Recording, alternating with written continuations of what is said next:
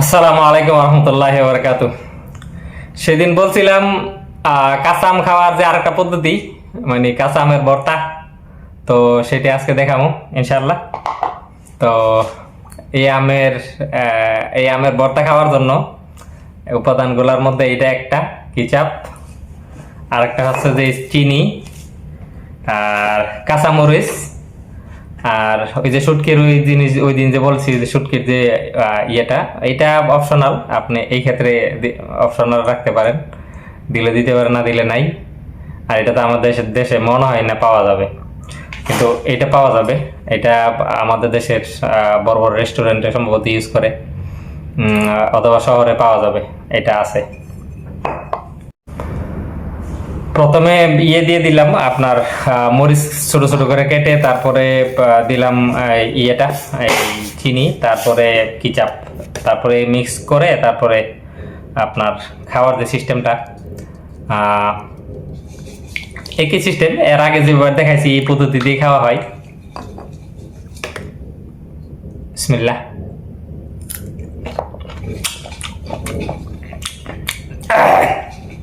মানে এটার যে সিস্টেমটা, যত জাল হবে তত আপনার মানে ভর্তা খান আর ওই কাঁচা আম বলেন যাই বলি, এটার মিষ্টিটা বাড়বে।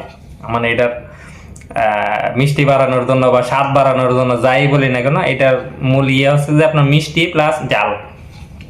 মানে মরিচটা যেমন বেশি দিতে হবে, মিষ্টিটা সেরকম বেশি। তারপরে তখনই আপনার টক জাল মিষ্টি তিনটা সমন্বয়ে একটা অন্যরকম একটা জিনিস লাগে আর কি। আবার এটার ক্ষেত্রে আমাদের দেশে যেভাবে ইয়ে বানায়, আপনার ভর্তা বানায় কুচি কুচি করে কেটে ফলে, তো এভাবে খাওয়া যায়, সমস্যা নাই। যদিও এইসব দেশে, মালয়েশিয়ার এইসব দেশে এভাবে খায় না। তবে লাস্টে দিয়ে মানে কিচাপ নিয়ে একটু কথাবার্তা বলবো ইনশাল্লাহ। আলহামদুলিল্লাহ।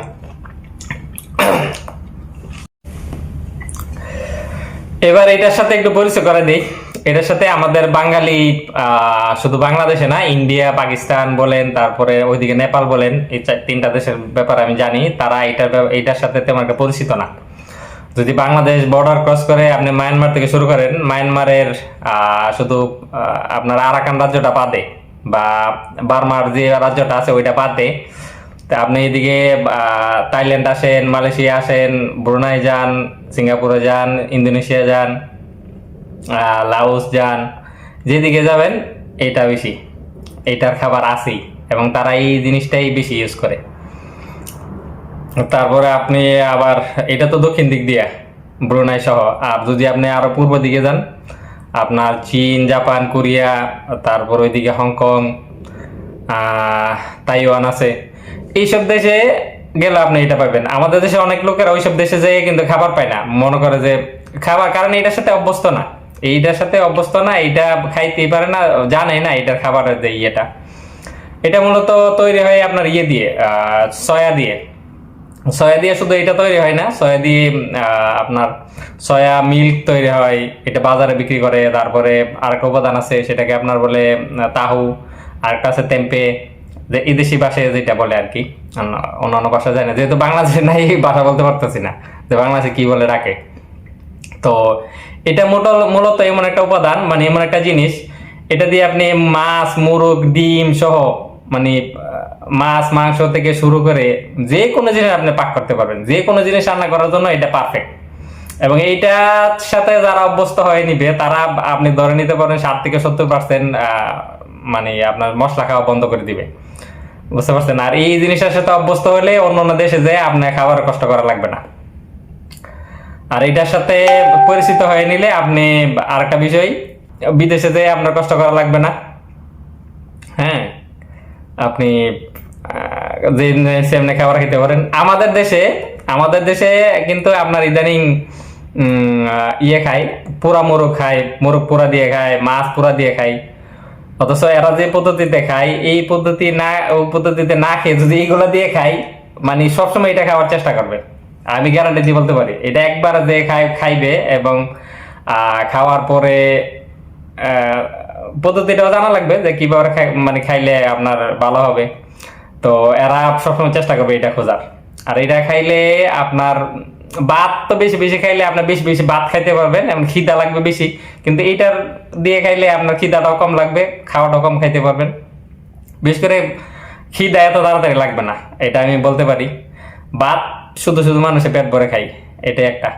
আরেকটা কথা, আমাদের দেশে আপনার পাস্তা খায়, এখন পাস্তা খায় মানুষে, তারপর নুডলস খায়, তারপর আর কি খায়, ম্যাগি খায়।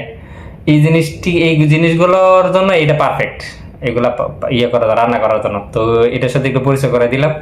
সর্বশেষ একটা জিনিস দেখাই, এই যে এই উপাদানটার সাথে আরেকটা জিনিস দেখাইতেছি।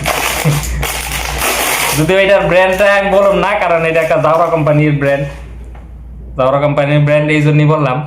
দেখলে চিনতে পারো, ইন্টারন্যাশনাল ব্র্যান্ড, নাম বলি না। যদি আমি কিনে খাই না, মানে টাকা দিয়ে যদি আমার এগুলো খাওয়ার ইচ্ছা হয়, রাস্তার পাশের থেকে কিনে নিয়ে আমো, দোকান থেকে লোকাল যারা আছে তাদের কাছ থেকে, কিন্তু ওই ব্র্যান্ডের মাল আমি কিনে খাই না। মানে কেউ যদি দেয় তাহলে খাই।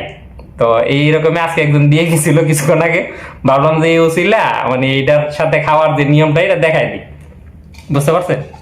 তো সস দিয়ে খাওয়ার চাইতে এইটা দিয়ে খাওয়াটা মানে অনেক মিষ্টি, অনেক মজা। বিসমিল্লাহ। আপনি টমেটো সস খাবেন, তারপর আপনার কি যেন বলে চিলি সস, এটার সাথে এটা অনেকটা বেটার। আর ব্ল্যাক পেপারের সসটা এটা অনেক ভালো, আলহামদুলিল্লাহ। কিন্তু এটার সাথে যে কোনো জিনিস দিয়ে আপনি খেতে পারেন, যে কোনো জিনিস। বিশেষ করে এরকম ফ্রাই করা জিনিস, অথবা পুরে যেগুলো খাই, মুরগ পুরা, তারপরে মাছ যে পুরা এইটার সাথে এইরকম ভাবে খেলে আপনার অত্যন্ত ভালো লাগবে। তো এটা একটু দেখাইলাম সবাই রে। জাযাকাল্লাহ খায়ের। আল্লাহ সবাইকে ভালো রাখুক। আসসালামু আলাইকুম রহমতুল্লাহ।